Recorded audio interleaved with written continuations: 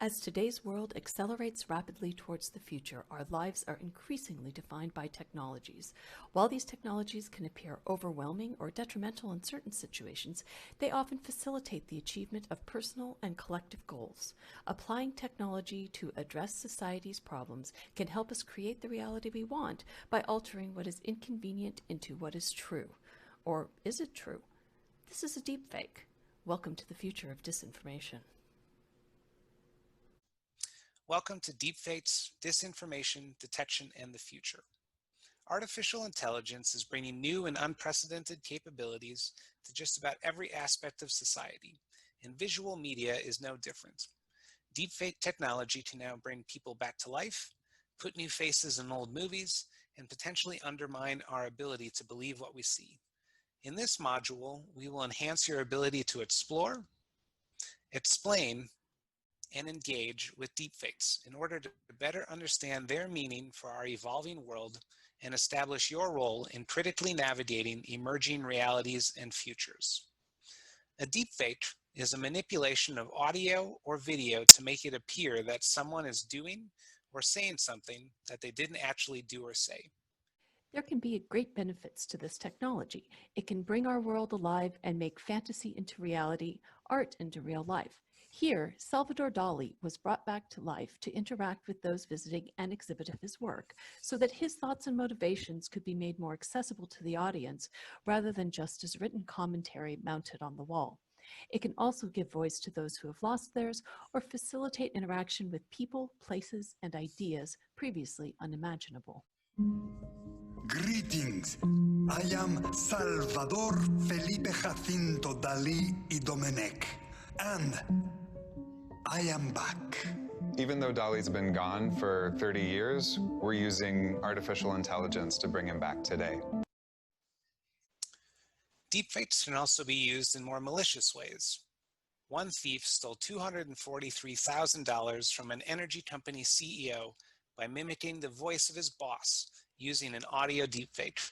Actresses are routinely put into porn films without their consent, and politicians can appear to say things they never would in real life. We're entering an era in which our enemies can make it look like anyone is saying anything at any point in time, even if they would never say those things. So, for instance, they could have me say things like, Killmonger was right, or Ben Carson is in the sunken place, or, how about this, simply, President Trump is a total and complete dipshit. Now, you see, I would never say these things, at least not in a public address, but someone else would. Someone like Jordan Peele. Deepfakes are a type of synthetic media that allows users to overlay one image on top of a target image in a picture or video. They are created by combining two other technologies, deep learning and general adversarial networks. The first makes it possible to place one face with another, and the second makes the fake image indistinguishable from the real one.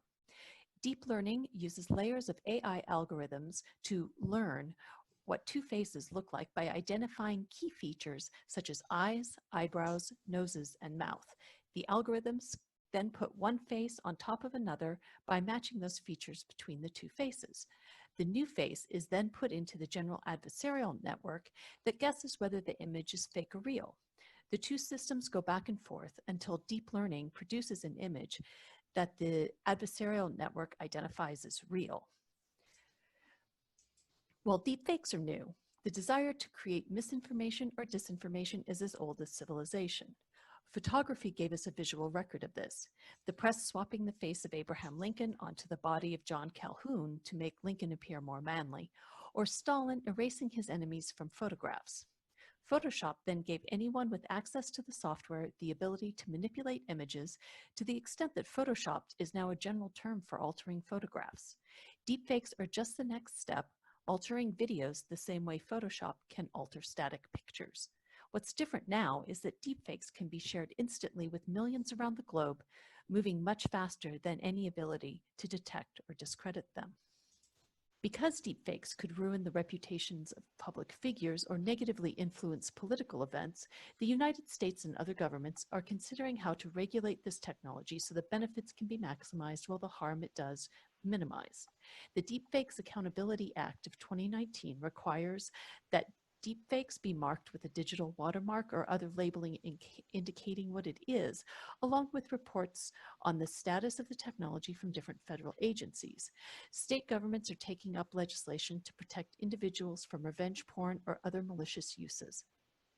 Along with legislation, government agencies such as DARPA, not-for-profit groups such as Deep Trace, and companies like Google, Facebook, and Microsoft are actively working to understand what makes fake images different from real images and how to detect them.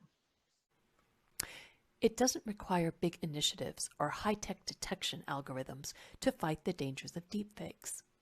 Media literacy is an important way that you can fight the impact of deepfakes and other disinformation campaigns.